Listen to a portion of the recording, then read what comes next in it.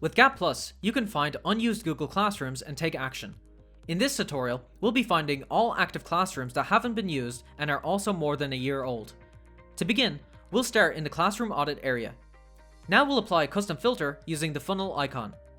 I'll name my filter Tutorial. I'll add two rules to my filter, one set to created and the other set to state. With the created rule, I'll set it to before, last year, today. And with the state rule, I'll look for active. This filter will now look for any classrooms created before this date that are active. You can use any definitions you wish to expand your search or tailor it to suit your needs. When finished, click the Apply button. Now we have our results. By selecting the last active column, we can see that these active classrooms haven't been used in a very long time. You may also notice the column Deleted Owner. It is important to note that if a classroom's owner has been deleted and it says yes, no changes can be made to this classroom as Google blocks any access to it via APIs.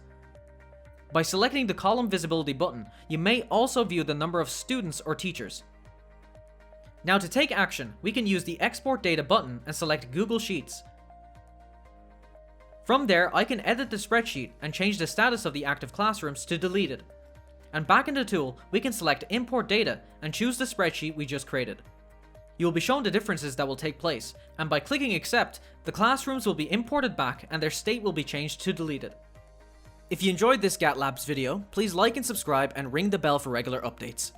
You can also get a free 15-day trial of GAT Plus by following the link in the description.